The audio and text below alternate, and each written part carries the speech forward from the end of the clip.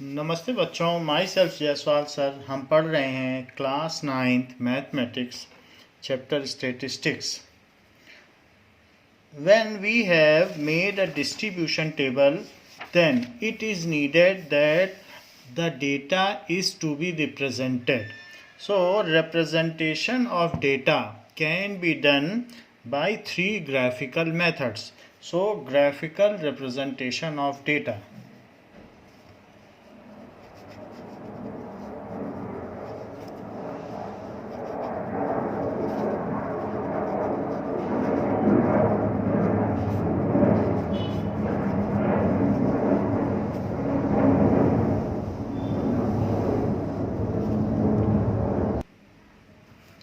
Data can be represented by three methods. One is bar graph,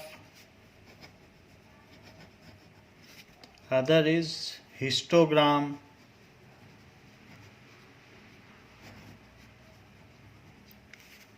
histogram दो तरीके से हो सकते हैं, with uniform width and with varying width. Uniform width वाला हमारे सिलेबस में है, वेरिंग विड्थ वाला अभी हटा दिया गया है। And third one is frequency polygon.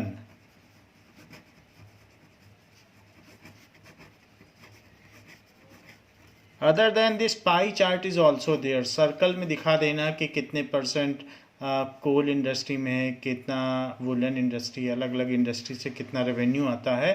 That also can be represented by a circle method, उसमें डिवीजन करके, उसको पाई चार्ट कहते हैं। So fourth one is pie chart, but that is non-graphical representation. So here we will not discuss that because we have oriented our study about graphical representation. So pie chart को यहाँ नहीं बताया जा रहा इसीलिए। Now what is bar graph?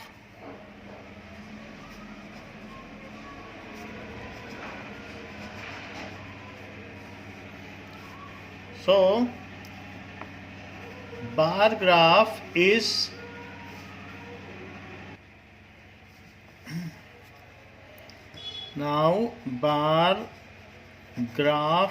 is pictorial representation of data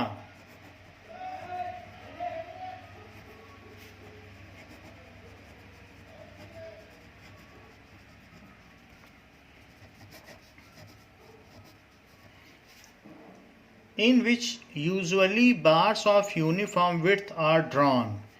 In which जो bars बनाए जाते हैं, in which bars of uniform width, उनकी width तो यूनिफॉर्म होती है लेकिन हाइट वेरिंग होती है। जैसे कि यहाँ देख लीजिए, ये डिफरेंट बार्स हैं, जैसे छड़ें होती हैं आयरन की, बार्स वैसे ही बनाई गई हैं। So uniform width with height as per the data, with uniform width are drawn.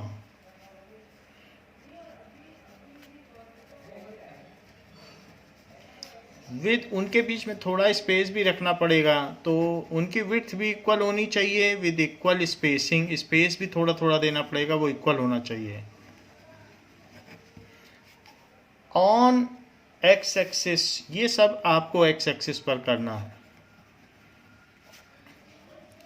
And varying height as per frequency के, कितने स्टूडेंट्स इस वेट के हैं, कितने स्टूडेंट्स इस क्लास इंटरवल के वेट के हैं, या ऐसे अलग अलग कितने मार्क्स किसने पाए हैं, तो उसके बेसिस पर उनकी हाइट वेरी करेगी। And varying height of bars as per frequency distribution.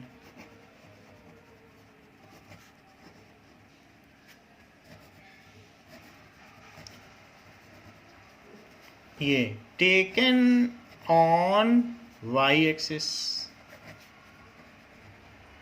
ऐसा हो सकता है। So let us represent it. So it is easier way, it is very explicit method of representation and it is easily understood. So it is superior than any other method. because it can easily be understood. So example number 5. It is given in a particular section of class 9. 40 students were asked about the months of their birth and following graph was prepared for the data so obtained. तो 40 बच्चे class 9th में हैं, उनसे पूछा गया कि किस बच्चे की डेट ऑफ बर्थ किस महीने में पड़ती है. तो आप देखिए जनवरी में 3 बच्चे हैं, उनकी डेट ऑफ बर्थ या तो 1 जनवरी, 5 जनवरी या 27 जनवरी, लेकिन जनवरी में पड़ती है. ऐसे फेब में 4 स्टूडेंट्स की डेट ऑफ बर्थ फॉल करती है, तो फेब, मार्च, अप्रैल, और इस तरीके से अगर आप टोटल कर लें 3 + 4, उनकी हाइट आप देखिए तो यहाँ आपको पता चल रहा है ये 4 तक गया है. तो 4 स्टूडेंट्स की, फिर ये कितना तक गया है, तो यहाँ देखा जा सकता है इट इज़ अप टू 2, तो ये 2 है. तो इस तरीके से हम देख सकते हैं कि मार्च एंड अप्रैल में 2 बच्चों की डेट ऑफ बर्थ पड़ती है. मई में भी 5 बच्चों की, सबसे ज़्यादा अगस्त में बच्चों की डेट ऑफ बर्थ पड़ती है. सो इसको देखकर हमने एक्स एक्सिस पर बार्स लिए हैं यूनिफॉर्म विड्थ की, स्पेसिंग भी इक्वल दी है, एंड नंबर ऑफ स्टूडेंट्स हमने वाई एक्सिस पे लिखा है. जो नंबर ऑफ स्टूडेंट्स हैं उसमें भी एरो लगाना है और मंथ्स ऑफ बर्थ पे भी एरो लगाना है. एक्स एक्सिस और वाई एक्सिस पर भी एरो लगाना है ऐसे. तो इसको देखकर आपको पता करना है how many students were born in the month of November. Now read the bar graph. तो नवंबर में कितने बच्चे का बर्थ हुआ है. Now there are 4 students born in month of November. तो आप इसको यहाँ से इसके अक्रॉस स्केल रख कर देख सकते हैं कि कितने स्टूडेंट्स हैं, तो पता चल जाएगा. स्केल आप रख लें. नाउ आफ्टर दैट आपको ये बात पता चल जाएगी कि कितने बच्चों का. तो ये जहाँ पर भी आएगा 4 में आ रहा है. तो अगर ये ग्राफ पेपर पर है तो ईजिली बताया जा सकता है. So we will draw our bar graph on graph paper only. So first is 4 students were born in November month.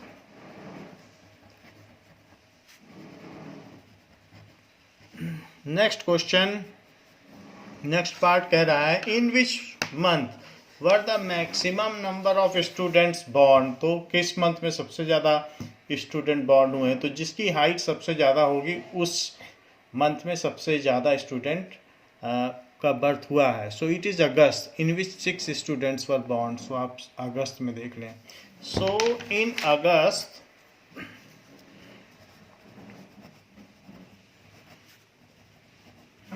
maximum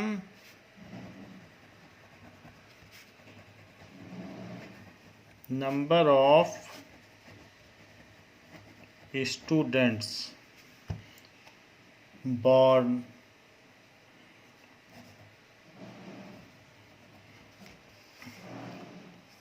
were born.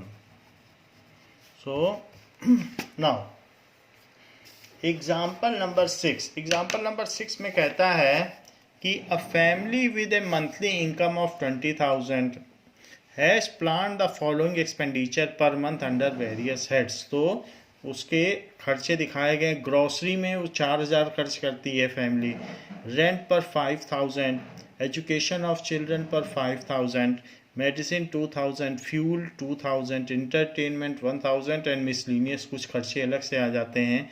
Guest आ गए या कहीं जाना हुआ तो उसके लिए 1,000. सो ये 20,000 के डिटेल दिए गए हैं. Now so we will draw this on graph paper. So there are total 4, 5, 6, 7 accounts जिसमें से पैसा खर्च किया जाता है. तो हम इस बार ग्राफ पर 7 अकाउंट बनाएंगे जिसमें ये पैसा खर्च होगा. नाउ अब देखते हैं.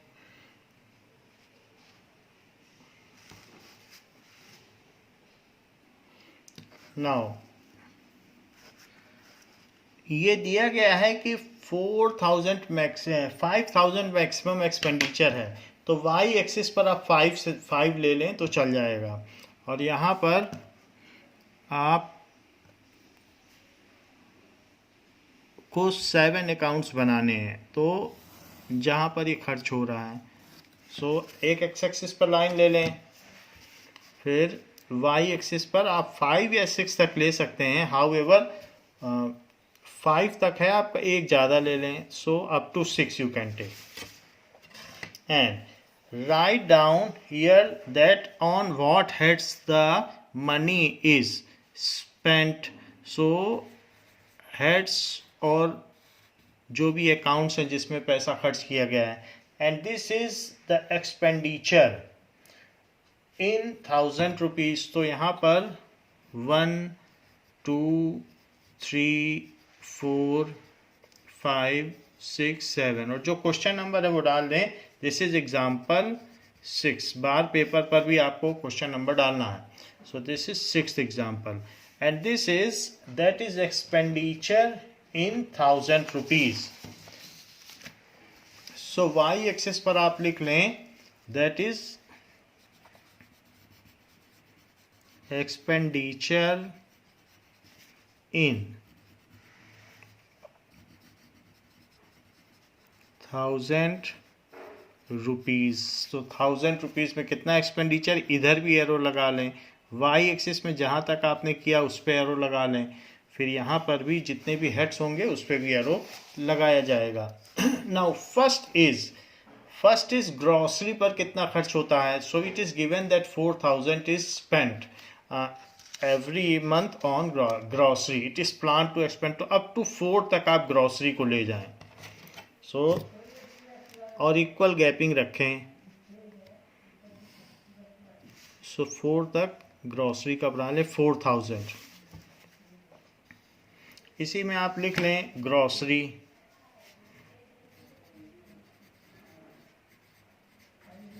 So this is grocery. Now grocery हो गया। इसके बाद रेंट। सो रेंट पर 5000 है तो 5000 तक रेंट दिखा दें।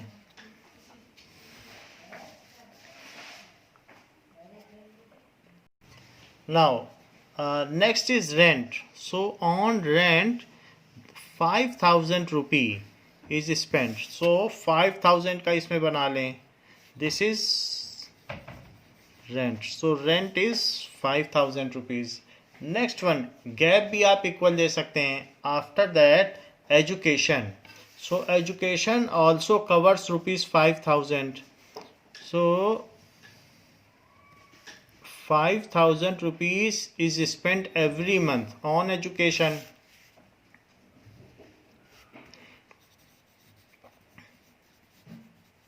सो 5 तक इसकी भी हाइट ले लें। So this is education. So ऐसे आप बना लें। Then medicine. For medicine 2000 rupees per month खर्च किया जाता है। तो यूनिफॉर्म आप स्केल से बनाएं, रफ ना बनाएं, तो उससे दिखने में अच्छा लगना चाहिए, because it is representation. So art of representation ठीक होनी चाहिए। Now so 2000 rupees is for medicine. Now medicine 2000 rupees. Next is fuel. So fuel is again 2000 rupees. ऊपर का भी ये यूनिफॉर्म अच्छे से बनना चाहिए। सो this is fuel. For fuel 2000 rupees. For entertainment 1000 rupees. So 1000 rupees for entertainment.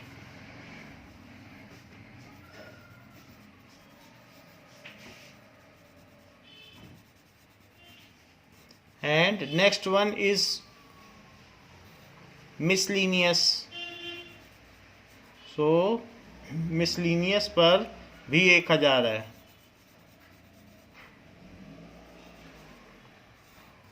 Okay, तो ये एरो करके आप दिखाएंगे तो it is more explicit and more clear.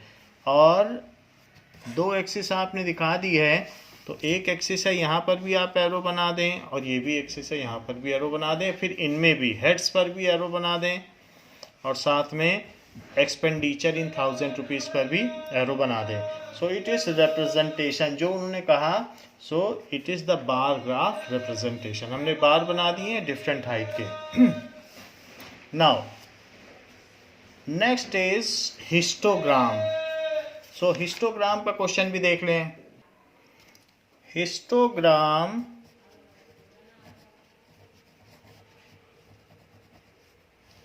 It is a form of representation like the bar graph. ये bar graph की तरह ही है बट थोड़ा कॉम्पैक्ट होता है.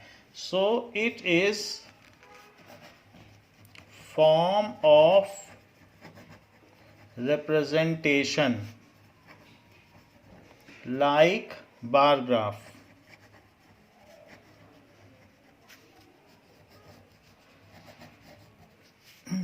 But it is use for continuous class intervals. और ये किस लिए होता है? जिसमें क्लास इंटरवल्स होती हैं उस केस में होता है.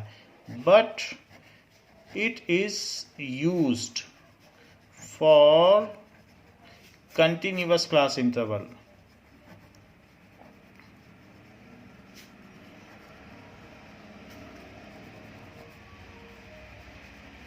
जैसे कि 50 मार्क्स में बच्चों के जो मार्क्स आए हैं मैथमेटिक्स में, तो 0 to 10 कितने बच्चों के हैं? 10 to 20, 20 to 30, 30 to 40 and 40 to 50, जिसमें अपर लिमिट उस क्लास इंटरवल में इंक्लूड नहीं होगी. तो ऐसे हमने कई पीछे फ्रीक्वेंसी डिस्ट्रीब्यूशन टेबल बनाए हैं 14.2 में एक्सरसाइज में. तो उसको हिस्टोग्राम से हम रिप्रेजेंट कर सकते हैं जहां सतत आवर्त तालिका हो. तो इस तरीके से जहाँ पर बारंबारता आवंटन सारणी होगी तो उसके लिए हम ऐसा काम कर सकते हैं. फ्रीक्वेंसी डिस्ट्रीब्यूशन टेबल जो कि कंटिन्यूस हो. Let us see. It is given that 36 students in a class, और उनका फ्रीक्वेंसी डिस्ट्रीब्यूशन टेबल दिखाया गया है वेट्स में कि 36 स्टूडेंट्स हैं क्लास में और उनका वेट. तो कुछ बच्चे ऐसे भी हैं जिनका वेट 30.5 से 35.5 है. तो और कुछ ऐसे भी हैं जो 60.5 है. तो उनका ओवर वेट भी है और कुछ अंडर वेट भी है और कुछ का नॉर्मल वेट भी है. 9th के बच्चों का 45 से 50 वेरी कर सकता है. गर्ल्स का 45 एंड बॉयज़ का 50. लेकिन कुछ का ओवर वेट या ओबेसिटी का केस है, कुछ अंडर वेट भी हैं.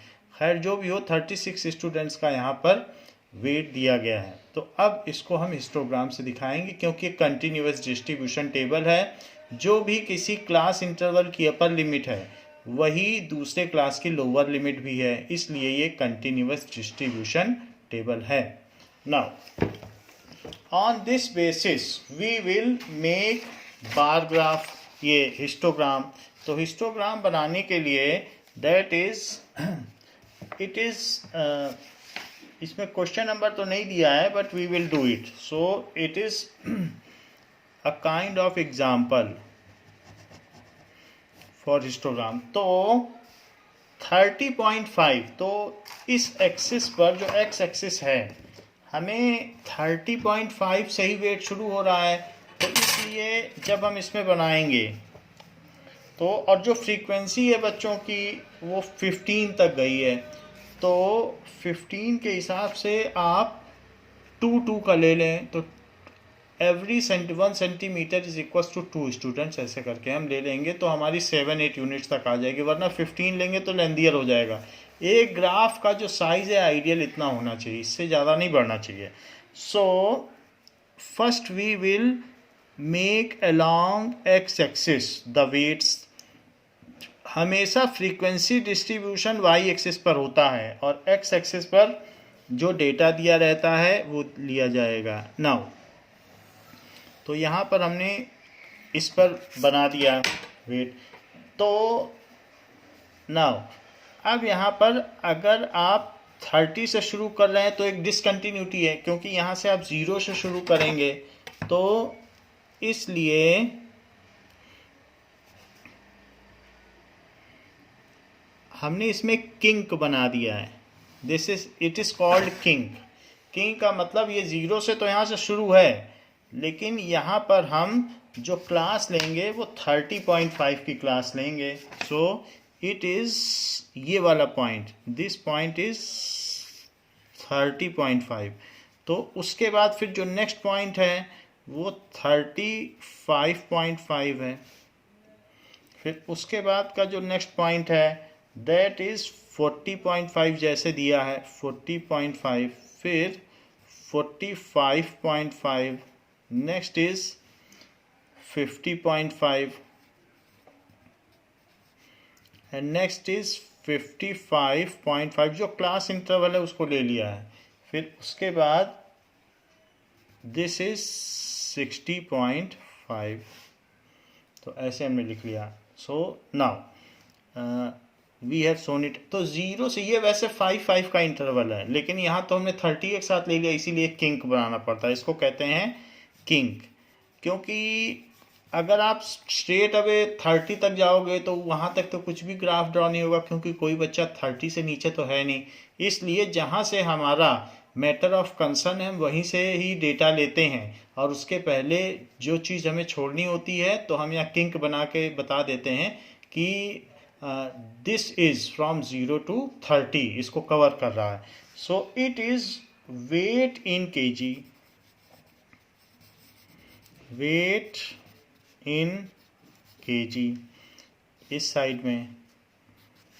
एंड नेक्स्ट इज, तो जो भी हमारा डेटा है बहुत ज़्यादा बड़ा नहीं करना है, इतना भी बड़ा नहीं करना है, जहाँ तक हम लिखते हैं। फिर अगर आप लाइन ड्रॉ करेंगे फिर उसमें लिखना भी पड़ेगा, सो इसलिए इसको यहीं तक ही रखते हैं। नाउ सो ये हो गया वेट इन केजी। अब इस साइड ले लीजिए, तो यहाँ पर आप स्टूडेंट्स की फ्रीक्वेंसी ले रहे हैं, तो 2, 4, 6, 8, 10, 12, 14 और यहाँ तक आ जाएगा 16। वैसे हमारे 15 स्टूडेंट्स हैं, 16 तक हमने ले लिया। सो इस तरफ नंबर ऑफ स्टूडेंट्स आ जाएंगे, तो इस एक्सिस पर आप दिखा दें number of students.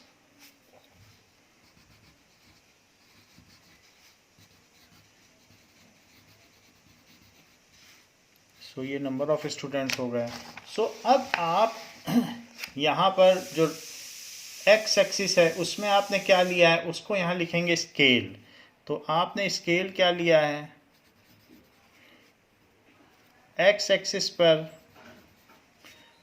1 centimetre is equals to 1 centimetre है, उसको 5 kg माना है, क्योंकि इन kg है 5 kg।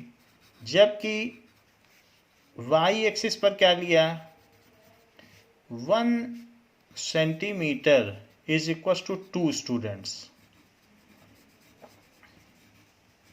तो 30.5 से 35.5 तक हमारे कितने क्लास के बच्चे हैं, जो कि अंडर वेट हैं 9 स्टूडेंट्स इस तरीके से हैं। सो 9 तक आप इसे ले लें। 9 कहाँ तक पड़ेगा, 30.5 से 35.5, एक कंटिन्यूस क्लास इंटरवल है, तो हम इसमें 9 तक ले रहे हैं। We will raise the height of bar up to 9। No, so up to 9 तक आप इसे ड्रॉ कर लें। ये ना 8 और ये 10, उसके मिड में 9 आ जाएगा। फिर 35.5 से 40.5, 35.5 से 40.5, इसमें कितने स्टूडेंट्स पढ़ रहे हैं, सो इसमें देखेंगे 6, तो 6 तक आप ले लें। 35.5 से 40, दिस इज 6, तो यहाँ 6 तक आप ड्रॉ कर लें इसमें। चूंकि ये कंटिन्यूस क्लास है इसलिए यहाँ पर बार में आप स्पेसिंग नहीं दे सकते, आपको लगातार ड्रॉ करना है। Histogram is drawn for continuous class interval, जबकि बार ग्राफ डिस्क्रीट के लिए होता है कि नवंबर मंथ में कितने बच्चे जन्म हुए, या ऐसे इस तरीके से, या मिसलिनियस खर्च कितना कितना अलग अलग इश्यूज में हुआ है उसके लिए होता है ना। 40.5 से 45.5, अगले 5 kg की रेंज में कितने बच्चे आते हैं, देयर आर 15 स्टूडेंट्स, तो आप इसे 15 तक ले जाएं। दिस इज 14, दिस इज 16, तो इसके बीच तक जाएगा। सो ये यहाँ तक जाएगा, इधर तक। आप स्केल का भी यूज कर सकते हैं, प्रॉपर होना चाहिए।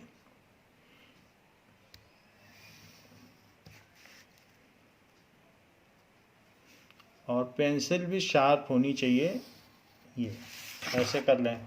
सो नेक्स्ट इज 45.5 से 50.5, तो ऐसे 3 स्टूडेंट्स हैं, तो 3 यहाँ तक आता है, तो 3 आप ले लें। 2 ये है, 2 के बाद 4 के मिड में 3 आएगा, सो 3 है। इसको चाहें तो आप लाइट शेड कलर भी कर सकते हैं, तो कहीं रिप्रेजेंटेशन होता है तो इसको शेडिंग भी किया जा सकता है, तो उससे अट्रैक्टिव लगता है। नाउ 50.5 से 55.5 तक एक ही बच्चा है, तो एक तो यहीं तक होगा ये, एंड उसके बाद इस रेंज में 2 हैं, तो 2 यहाँ तक हो जाएंगे ये। फिर इसके बाद आप चाहें तो इसकी शेडिंग कर सकते हैं, so it looks attractive and explicit, किसी की भी नज़र जाएगी। तो ऐसा स्कूल में भी या प्रिंसिपल ऑफिस में जो भी हैं उनको अलग अलग कलर से या सिंगल कलर से ड्रॉ किया जाता है, चाहे बार ग्राफ हो otherwise histogram. It is to be coloured to make representation more effective, तो ऐसे किया जा सकता है। सो कलर करें या पेंसिल से करें, it is also looking good. जैसे आप पेंसिल से शेडिंग कर रहे हैं, so this slant line equidistance to each other are also an effective method. तो स्केल लिखना ना भूलें, और इस तरह से now it is perfect. Next is example 7. What is the example 7 saying? Now, it is saying that a teacher wanted to analyze the performance of 2 sections of students in mathematics test of 100 marks. Looking at their performance, she found that a few students got under 20 marks and a few got 70 marks and above. So she decided to group them into intervals of varying size. So ये varying size वाला है, तो 0 to 20, 20 to 30, तो अलग अलग हिसाब से, but varying size वाला हमारे सिलेबस में नहीं है, तो उसको अभी हम नहीं करा रहे हैं, बट वेरिंग साइज का भी हो सकता है। यहाँ देखिए क्लास साइज 20 का है, फिर 10 का आ गया, और फिर यहाँ पर 70 से 100, ये 30 का क्लास साइज है। सो इस तरीके से भी हिस्टोग्राम बनते हैं। Now we will come to exercise 14.3.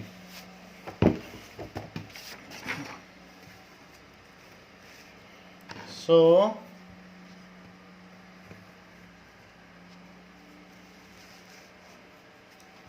now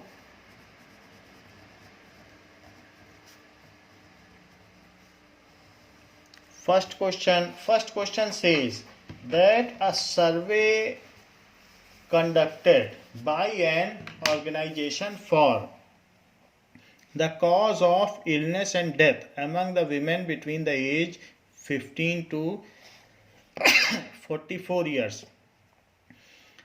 worldwide found the following figures. तो ये पता किया गया कि 15 से 44 ईयर्स की जो फीमेल्स हैं उनकी डेथ होती है, तो किस रीज़न से होती है, तो that is reproductive health condition.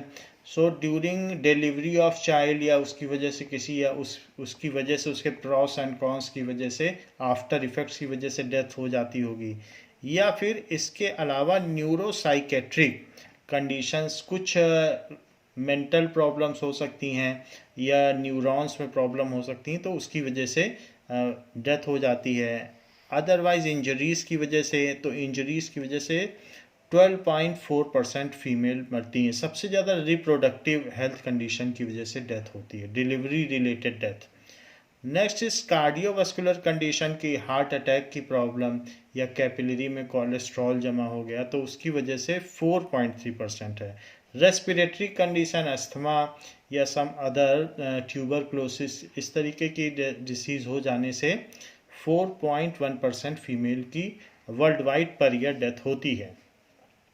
And other issues भी हो सकते हैं किसी और रीज़न की वजह से, तो 220 ये प्री मेच्योर डेथ है, क्योंकि 44 ईयर्स में डेथ नहीं होनी चाहिए, लेकिन हो रही हैं तो किसी न किसी रीज़न की वजह से हो रही हैं। तो अदर कॉजेज में सुसाइड या और कोई भी केस हो सकता है, या कुछ और इलनेस हो सकती है। देयर में भी हंगरनेस कुछ या डेप्राइविटी या किसी वजह से हो सकती है। तो देयर आर अदर केसेस, उसमें भी 22% है क्योंकि वो मिसलिनियस है। इसका आपको बार रिप्रेजेंटेशन करना है क्योंकि डिस्क्रीट डेटा है, डिस्क्रीट में आप बार रिप्रेजेंटेशन ही कर सकते हैं। तो पहले हम इसका ग्राफ बनाएं फर्स्ट क्वेश्चन का।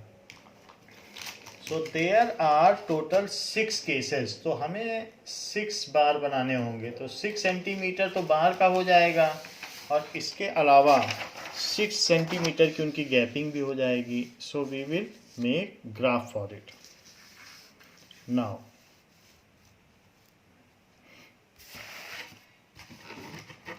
सो एक्स एक्सिस पर आप जो भी कंडीशन है, that is cause of illness या cause of death, cause of death ले लेंगे। और जो परसेंटेज है, परसेंटेज 25.4 तक जा रहे हैं, तो that we will take along, और उससे भी ज़्यादा जा रहे हैं 31.8%, तो that will be taken along Y axis. So X axis पर आप ले लें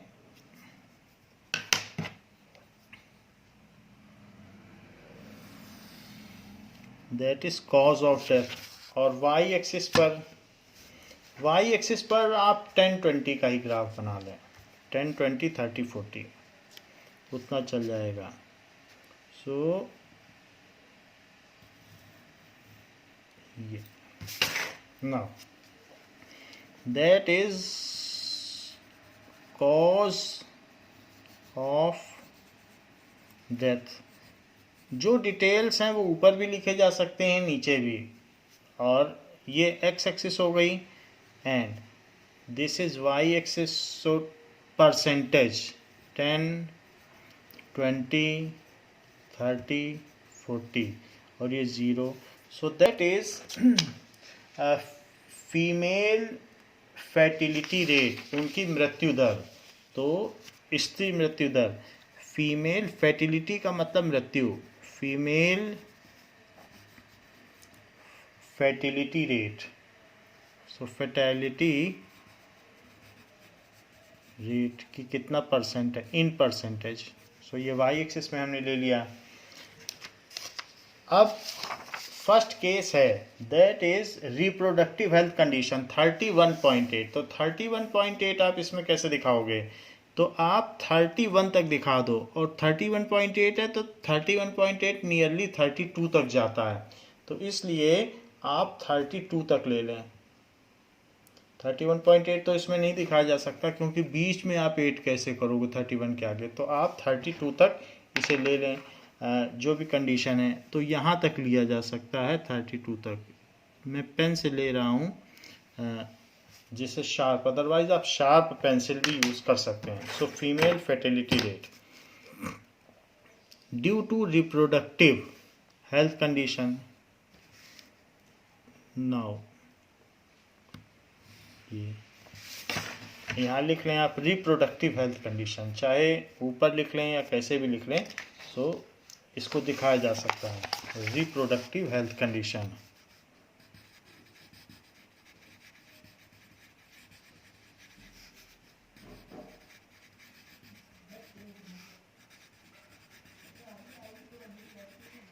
नाउ नेक्स्ट इज,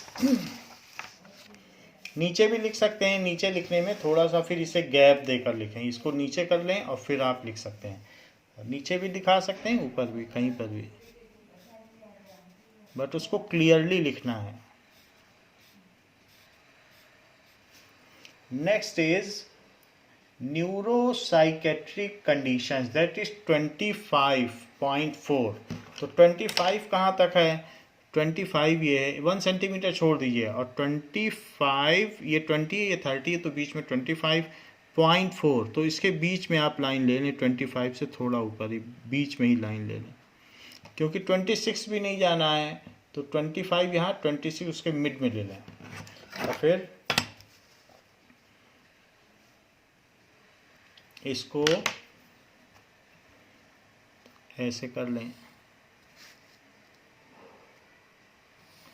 आप चाहें तो इसमें जैसे ये पहले वाला 31.8 था तो इसमें आप हाईलाइट भी कर सकते हैं कि 31.8%। तो इससे दोनों चीज़ें हो गई कि आपने परसेंटेज भी दिखा दिया है।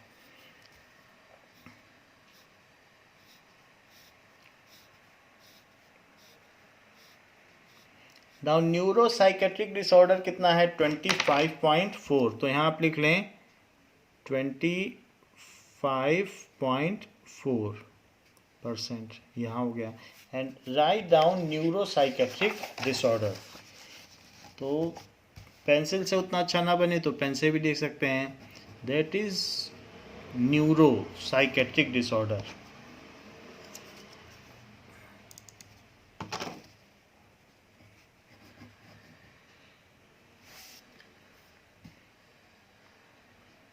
Now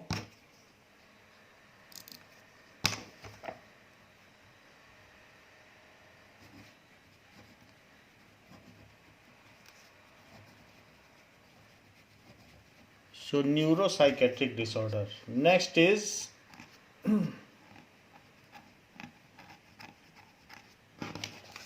third one, that is injuries. Due to injuries there are 12.4% deaths. तो 12.4% दिखाएं। दिस इज 12, यहाँ तक तो 12 आएगा, और 12 और 13 के बीच में कहीं दिखा दें। सो 2 के बाद now this is 10, this is 12, तो यहाँ पर 12.4 इसके बीच में कहीं दिखा दें। And due to injuries, so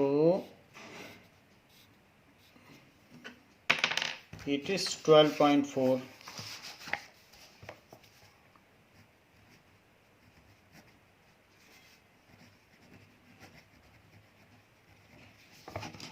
Next is there are other reasons also for death. So that is cardiovascular condition 4.3. 4 कहाँ तक जाएगा?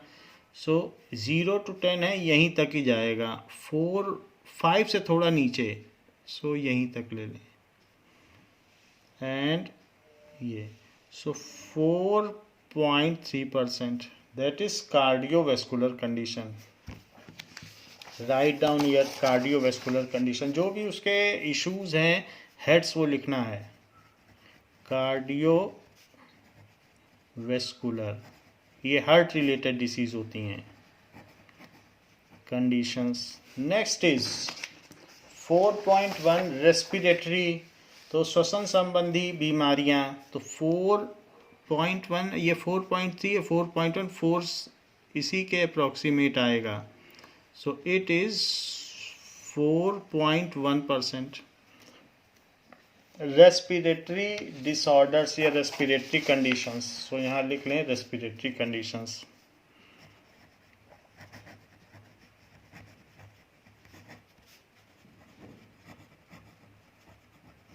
And next is other causes. तो 22% जो डेथ हैं वो अदर रीजंस की वजह से हैं। सो 22% उसमें दिखा दें। दिस इज 20, सो 22 तक आप ले लें, दिस इज। और it is other reasons for death between 15 to 44 years of females per year worldwide. So this is 22%.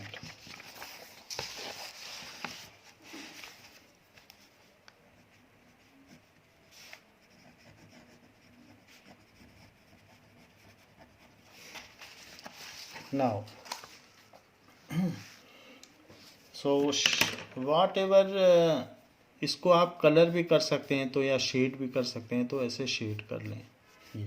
So these are the various heads. फिर ये जो हमारी अननेसेसरी की एक्स्ट्रा लाइन है इसको आप रब कर दें, इसकी साइजिंग यहीं तक रखें, एक्स्ट्रा नहीं होना चाहिए। Now this is up to here. तो हेड्स ऊपर दिखा दें या नीचे दिखा दें, बड़ा है तो ऊपर दिखा दिया गया है। Next question is that represent the given information graphically. अब इसको रीड करने को भी बोल रहा है. Which condition is the major cause of women's illness and death worldwide? तो major cause कौन सी है? So first is, that is 31.8, that is reproductive health condition is the major cause for major cause of women's ill health and death. So आप लिख लें first का answer कि that is second का answer, reproductive health condition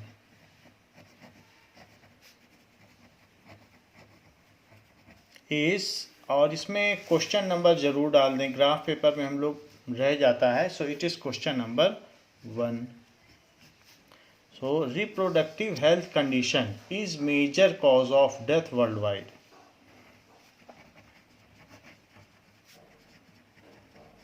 Of illness and death.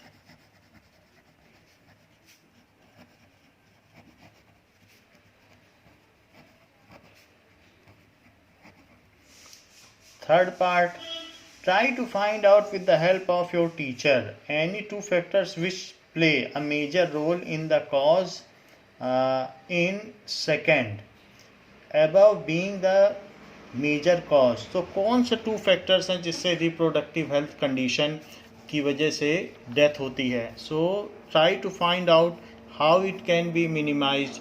That is not getting the nutritious food during the time mother carries baby in her वॉर्म. तो nutritious food नहीं मिलता है. And that is operative medical facilities during delivery also is. So lack of medical facilities during delivery of baby is also a condition that either mother और child उनकी death हो जाती है, जच्चा या बच्चा की डेथ हो जाती है. तो there are two reasons for this. Female are deprived of nutritious food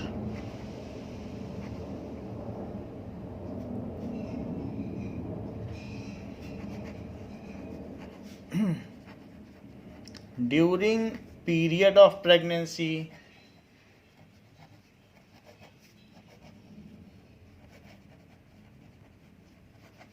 and improper या lack of medical facilities in remote area. दो रीजंस हैं. Lack of medical facilities in remote area और it is very costly in urban area. ये तो rural area की बात कर दी. और it is out of reach for poor people in urban area.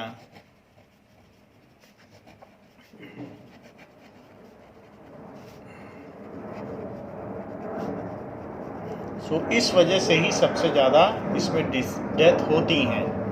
Next is second question. The following data of number of girls पर 1000 boys in different section of Indian society is given below. कि अलग अलग society हैं, कुछ scheduled caste हैं, तो उसमें 1000 लड़कों पे 940 गर्ल्स हैं, जबकि शेड्यूल्ड ट्राइब में 970 गर्ल्स हैं. नॉन SC ST जो शेड्यूल्ड कास्ट है, शेड्यूल्ड ट्राइब, आदिवासी या अनुसूचित जाति के नहीं हैं, उनमें दैट इज़ 920 गर्ल्स हैं. जबकि बैकवर्ड सेक्शन में यही 950 गर्ल्स पर 1000 बॉयज़ हैं. यानी गर्ल्स की संख्या कम है पर बॉयज़. नॉन बैकवर्ड सेक्शन में 920 है, जबकि रूरल एरिया में ये 930 है और अर्बन एरिया में 910 है. सो ये दिया गया है कि अलग अलग जगह पर 1000 बॉयज़ पर कितनी गर्ल्स हैं. तो अब इसके लिए वो क्या कह रहा है?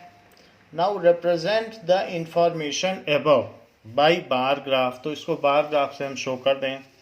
Question number 2. So there are 1 2 3 4 5 6 7 heads हैं, तो उसके लिए आप एक्स एक्सिस पर बना दें।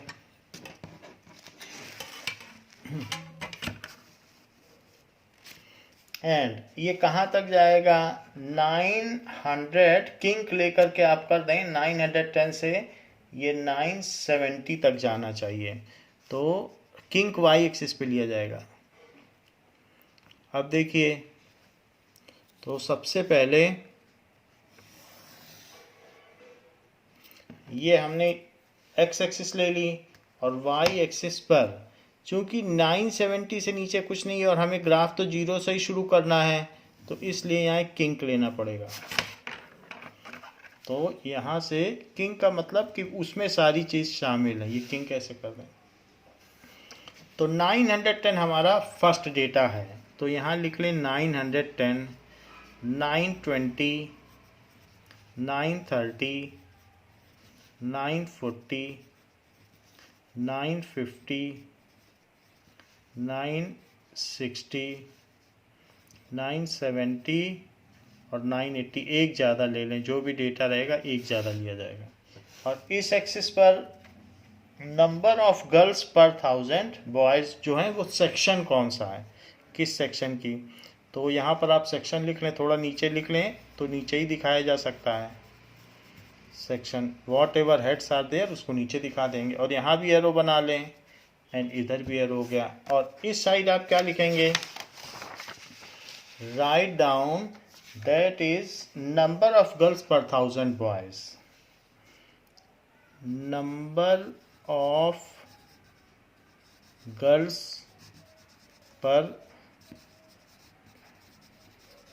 1000 बॉयज। वो सेक्शन हेल्दी माना जाता है या वो सोसाइटी हेल्दी मानी जाती है जहाँ दोनों का परसेंटेज इक्वल हो। अगर गर्ल्स कम हैं तो ये ठीक नहीं माना जाता है, क्योंकि इससे उस सेक्शन में क्राइम रेट बढ़ता है, तो इक्वल होना चाहिए। सो ये यहाँ पर इधर भी एरो बना दें।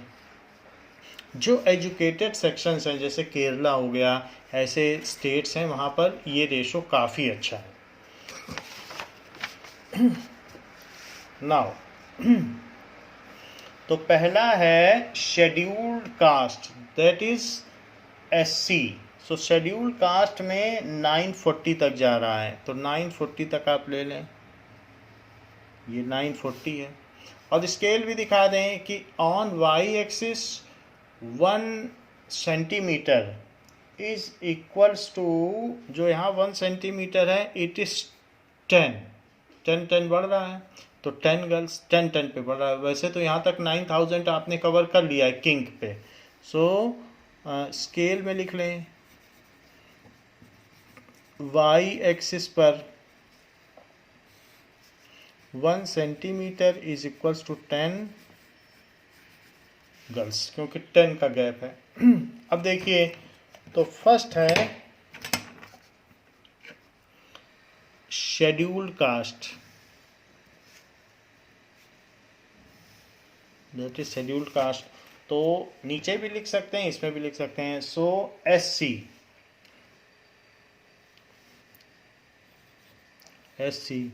शेड्यूल्ड कास्ट, तो दैट इज 940 गर्ल्स पर 1000 बॉयज। नेक्स्ट इज 970 गर्ल्स, ऐसा शेड्यूल्ड ट्राइब में है, तो शेड्यूल टाइप में ड्रॉ करें। यहाँ हमने एससी लिख दिया है, तो अब एसटी फुल भी लिख सकते हैं एरो लगाकर, जैसे पहले किया गया है। सो इसमें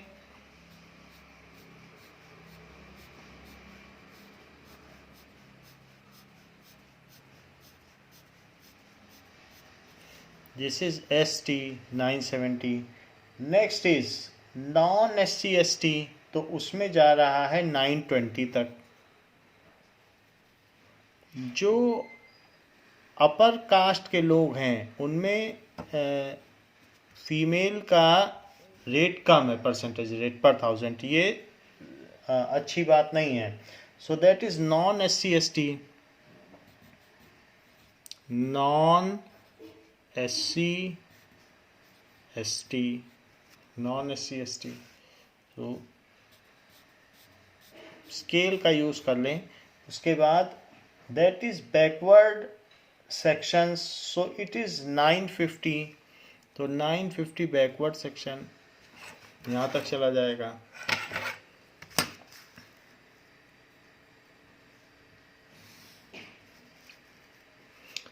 जितना अच्छा रिप्रेजेंटेशन होगा, इसमें रिप्रेजेंटेशन पर मार्क्स हैं। पेंसिल शार्प होनी चाहिए। So it is backward sections.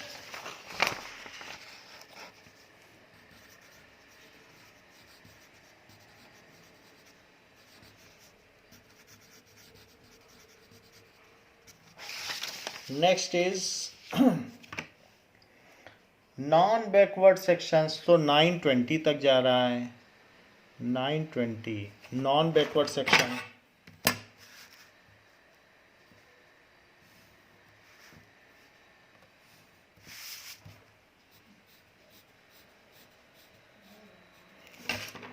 Write down here as non backward section। Next is pen से भी लिखा जा सकता है रूरल एंड अर्बन। तो रूरल में 930 तक जा रहा है एंड अर्बन में 910 तक जा रहा है।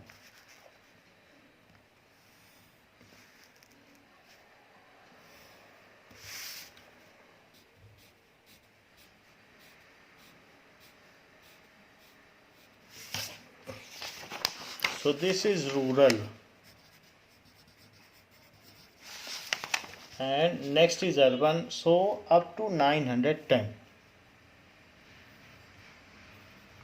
सबसे बुरी कंडीशन शहरी क्षेत्रों की है, तो इसीलिए वहाँ क्राइम रेट सबसे ज़्यादा है, दैट इज़ अर्बन। और जो अननेसेसरी की एक्स्ट्रा लाइन है उसे आप छोटा कर दें। तो यहाँ पर हमने जो ड्रॉ की है इसे बस यहीं तक रखें।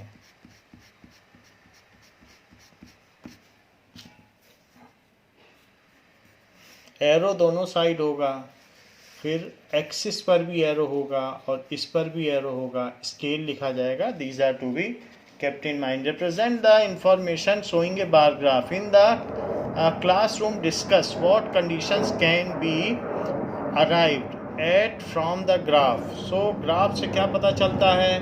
इन rural area, in urban area the female ratio is minimum and it is a cause of concern. It promotes crime rate in urban area also. यही सारी चीज़ें आपको लिखनी होंगी। सो क्या लिख देंगे? जो इसका सेकंड पार्ट है कि इन अर्बन एरिया जो फीमेल मेल रेशो है वो कैसा है? Female male ratio is minimum which is cause of concern.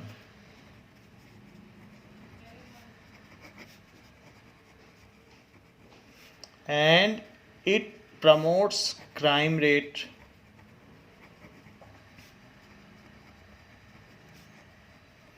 इससे क्राइम बढ़ता है। सो इस तरीके से हम दिखा सकते हैं। इस क्लास के लिए बच्चों इतना ही। इसके आगे हम नेक्स्ट क्लास में देखेंगे। थैंक यू बच्चों।